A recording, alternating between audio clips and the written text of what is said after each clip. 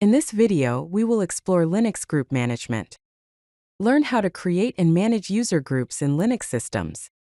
Groups are a fundamental concept in Linux for organizing users and managing permissions. Let's understand what Linux groups are and why they are important. The purpose of groups is to organize users with similar access needs. They simplify permission management for files and directories. Groups enable resource sharing among team members and help implement security policies more efficiently, reducing administrative overhead. There are different types of groups. Primary group is the default group assigned to a user. Secondary groups are additional groups a user belongs to. System groups are used by system services and applications, and user groups are created for organizing regular users. Now let's discuss the key files involved in Linux group management.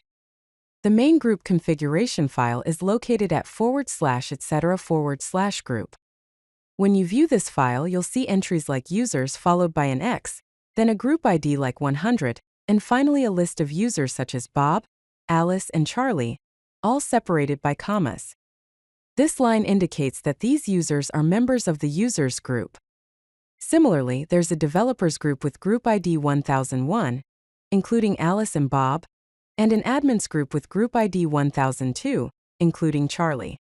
The group password file, which is rarely used these days, is located at /etc/g-shadow.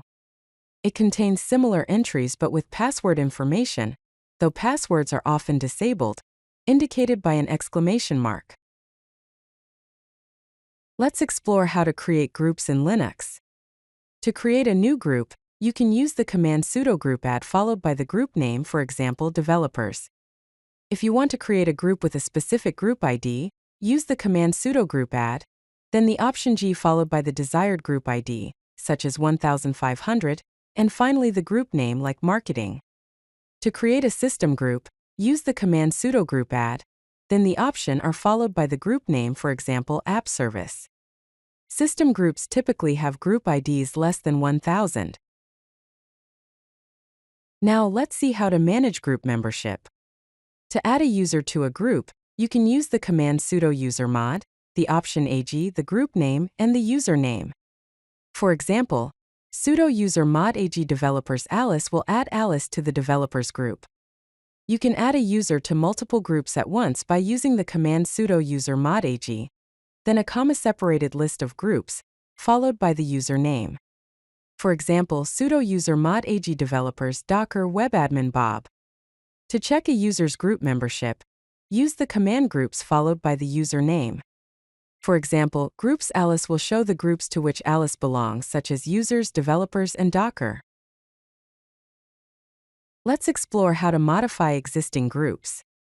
To change a group's name, you can use the command sudo groupmod, the option n, the new group name, and the old group name.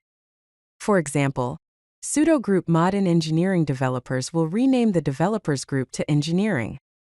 To change a group's ID, use the command sudo groupmod, the option G, the new group ID, and the group name. For example, sudo group mod G2000 engineering will change the group ID of the engineering group to 2000. To remove a user from a group, use the command sudo gpassword, the option D, the username, and the group name.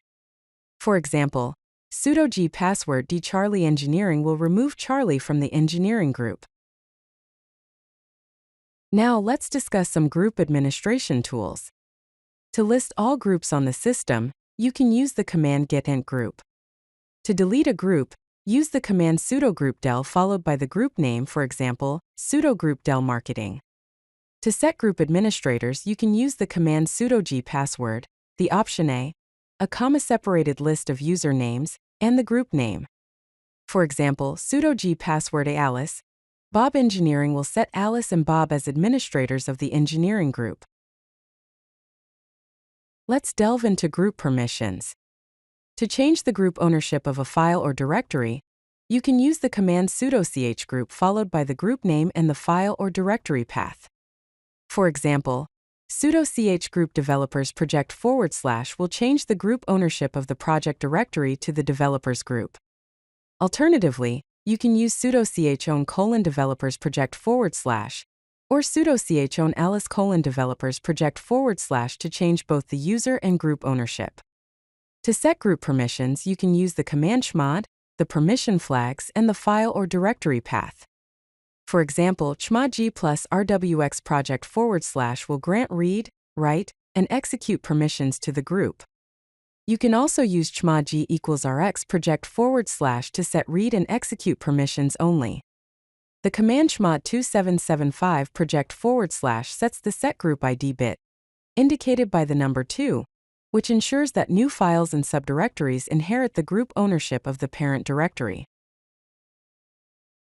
Let's explore the best practices for group management. First, apply the principle of least privilege. Assign users only to the groups they absolutely need for their work functions. Second, conduct regular audits. Periodically review group memberships and remove unnecessary access. Third, maintain clear documentation. Maintain clear documentation of group purposes and membership policies. If you like this video, hit that like button and don't forget to subscribe. Visit codelucky.com for more such useful content.